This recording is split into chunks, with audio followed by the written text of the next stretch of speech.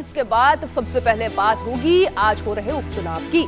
बात होगी घोसी सीट की, जहां पर उत्तर प्रदेश के घमासान की हम बात करने जा रहे हैं। आज 6 राज्यों में विधानसभा की 7 सीटों पर उपचुनाव हो रहे हैं, लेकिन सबकी नजरें घोसी के उपचुनाव पर लगी हुई है। घोसी में बीजेपी उम्मीदवार दारा सिंह चौहान और समाजवादी पार्टी के सुधाकर सिंह के बीच सीधा मुकाबला है, लेकिन परीक्षा INDIA यानी इंडिया गठबंधन और NDA गठबंधन के बीच है। समाजवादी पार्टी के उम्मीदवार सुधाकर सिंह के पक्ष में कांग्रेस समेत RLD और आम आदमी पार्टी जैसे दलों ने अपना उम्मीदवार नहीं उतारा है, तो दारा सिंह का समर्थन NDA में शामिल अपना दल ओम प्रकाश राजभर की पार्टी और निषाद पार्टी कर रही है। अब आप ये समझ लीजिए कि ये पहला चुनावी लिटमस टेस्ट है इंडिया गठबंधन के लिए, क्योंकि समाजवादी पार्टी के उम्मीदवार के साथ इस उपचुनाव में इंडिया अलायंस के और किसी भी साथी ने अपना उम्मीदवार नहीं उतारा है। समाजवादी पार्टी के उम्मीदवार को ही कांग्रेस सपोर्ट कर रही है। इस वक्त की बड़ी खबर आपको बता दें, इंडिया गठबंधन बनने के बाद ये पहला चुनाव है। घोसी में इस वक्त वोटिंग चल रही है, मतदान की प्रक्रिया जारी है। साथ ही बीजेपी और समाजवादी पार्टी की तरफ से एक दूसरे पर जमकर आरोपों की भी झड़ी लग रही है।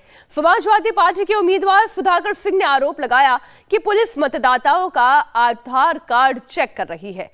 सुधाकर सिंह ने पूछा कि पुलिस को आधार कार्ड चेक करने का अधिकार किसने दिया। उन्होंने आरोप लगाया कि जहां समाजवादी पार्टी के वोटर हैं, उन्हें परेशान किया जा रहा है, लेकिन घोसी की जनता समाजवादी पार्टी के साथ है। अच्छा नहीं है जिसको शिकायत जिसके अंदर दर्ज नहीं है। तो क्या लग रहा है, ऐसा क्यों किया जा रहा है? पुलिस के लोग आधार कार्ड चेक कर रहे हैं और स्पेलिंग पूछ रहे हैं। गांव का रहने वाला व्यक्ति स्पेलिंग जानता है, जो उन्होंने बना के दिया हुआ उसके पास है। पुलिस को क्या राइट है, किसने अधिकार दे दिया कि ये आधार कार्ड चेक करे? अच्छा, ये विशेषकर अल्पसंख्यक बाहुल्य इलाकों में अदरी, कोपागंज, पूरा घाट, फतेहपुर ताल, नरजा, अल्पसंख्यक बाहुल्य क्षेत्रों में परेशान बस किया जा रहा है। जहाँ जहाँ समाजवादी पार्टी चाहे हमारे समर्थकों का वोट है, हर जगह परेशान किया जा रहा है। ऐसा क्यों किया जा रहा है?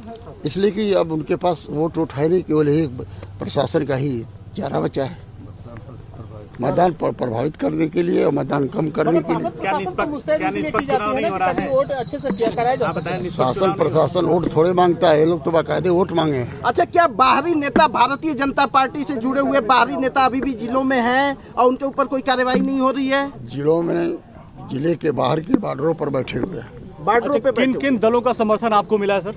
हमको पूरी जनता का समर्थन है। जनता पार्टी की बात मत पूछिए, पूरी जनता हमारे साथ है। अच्छा, इधर मायावती ने कहा कि इस बार जो हमारे कार्यकर्ता नोटा का इस्तेमाल करें, चुनाव प्रक्रिया में भाग न ले, उसको लेकर क्या आपकी राय है? यह गलत आपने कहा। बहन मायावती ने यह नहीं कहा कि नोटा का इस्तेमाल करिए। उन्होंने यह कहा कि जो सबको धोखा दिया है उसको ठीक करो। बीजेपी और समाजवादी पार्टी के बीच आरोप प्रत्यारोप का यह दौर पिछले कई दिनों से जारी है। कल बीजेपी नेताओं ने लखनऊ में चुनाव आयोग को ज्ञापन सौंपा था। इसमें बुर्के वाली महिलाओं और दूसरे लोगों का पहचान पत्र जांच कराने की बात कही गई थी, उनका ID कार्ड जांच हो। अखिलेश यादव ने आरोप भी लगाया कि वोटर्स से ग्रुप में निकलने के लिए कहा गया कि आप ग्रुप में निकलिए, जिससे कि अगर कोई परेशान करे उसका फौरन एक वीडियो बनाए और समाजवादी पार्टी के कार्यकर्ताओं को इत्तला दें। गुंडागर्दी के लिए उकसा रहे हैं, ये बीजेपी कह रही है, समाजवादी पार्टी के कार्यकर्ता, उनके नेता। लेकिन जवाब में समाजवादी पार्टी ये कहती है कि बीजेपी वोटर्स को शराब और ऐसे पैसे बांट रही है जिससे कि वोट वो अपनी तरफ कर ले। पुलिस समाजवादी पार्टी के कार्यकर्ताओं को उठा रही है। समाजवादी पार्टी का तो यहाँ तक आरोप है कि जामा मस्जिद के पास पुलिस घरों के अंदर दाखिल हो रही है और उन पर प्रत्यक्ष अप्रत्यक्ष रूप से दबाव बना रही है कि वोट जो है वो भारतीय जनता पार्टी के कैंडिडेट के, NDA के कैंडिडेट को मिलना चाहिए।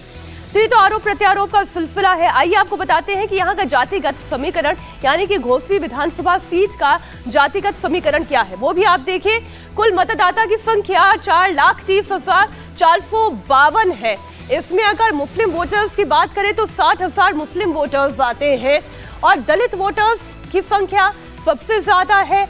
62,352 वोट जो है दलित समाज से आते हैं और उसके बाद फिर नंबर आता है बाकी और कैटेगरी का, जिसमें आप अगर भूमिहार जात से देखें तो 48,500 वोटर्स भूमिहार कम्युनिटी के, यादव कम्युनिटी के जो बड़े वोटर्स हैं 42,000 वोट बैंक इनका, राजभर कम्युनिटी से 40,000, लोनिया कम्युनिटी से 36,000, निषाद कम्युनिटी से 16,000 और राजपूत कम्युनिटी से 15,000 वोट बैंक है। और अन्य इस वक्त आपके सामने है।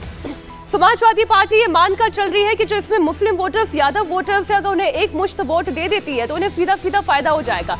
अब कुल उम्मीदवार 17 उम्मीदवार है, लेकिन कांग्रेस और बीएसपी ने यानी बहुजन समाज पार्टी ने सीधा सीधा इस चुनाव से वॉकआउट कर लिया है।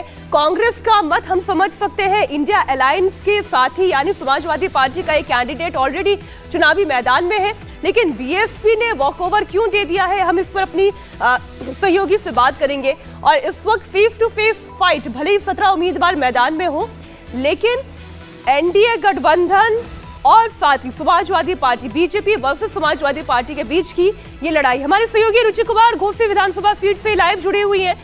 रुचि, पहले तो ये बताएं कि मतदान की प्रक्रिया कितनी आगे बढ़ी है और कितनी तत्परता लोगों में दिखाई दे रही है उस उपचुनाव को लेकर, और दूसरा ये टक्कर क्या कांटे की टक्कर कही जाएगी? देखिए, क्योंकि उपचुनाव है तो वोटर्स को घर से निकालना समाजवादी पार्टी और बीजेपी के लिए काफ़ी ज़्यादा मुश्किल का काम है, क्योंकि उपचुनाव में जो वोटर होता है उसको बहुत ज़्यादा इंटरेस्ट नहीं रहता। तो फिलहाल जो 9 बजे तक की स्थिति है, करीब 10% वोट पड़ चुका है। इस समय हम यहाँ घोसी विधानसभा में जो उपचुनाव हो रहा है, यहाँ एक स्कूल में देखिए वोटर्स, यहाँ पे काफ़ी भीड़ दिखाई दे रही है। एक तरफ महिला वोटर है और दूसरी तरफ पुरुष वोटर है। और ये जो सड़क है इसमें काफ़ी दूर तक बस्ते लगे हैं, बस्ते जहाँ पर पर्चियाँ मिलती हैं वोट डालने के लिए।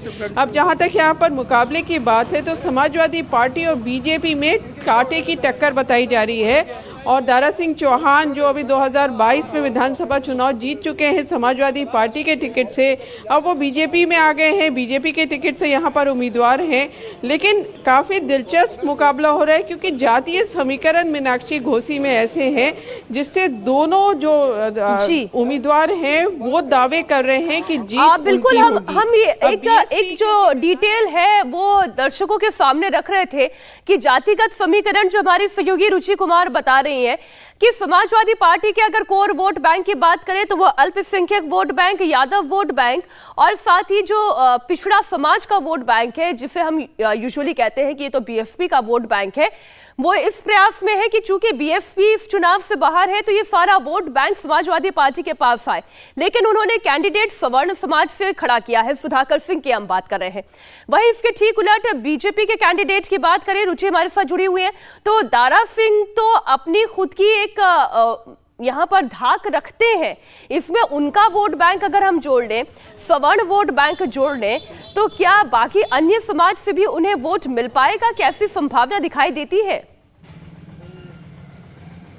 देखिए, दारा सिंह चौहान जो है वो नोनिया जाति से आते हैं और इस पूरे इलाके में घोसी में नोनिया जाति काफ़ी बड़ी तादाद में है। आप इसी से अंदाज़ा लगा सकते हैं कि जो फागू सिंह चौहान, जिनको अब गवर्नर बीजेपी ने बना दिया है, वो नोनिया समाज के थे और 6 बार इस यहाँ से विधायक चुने जा चुके हैं। तो वो क्योंकि करीब उनका नोनिया समाज का चौहान वोट करीब 35-40% है यहाँ पर, और बीजेपी का अपना वोट है, इसलिए बीजेपी को बड़ी उम्मीद है कि जीत उनकी होगी।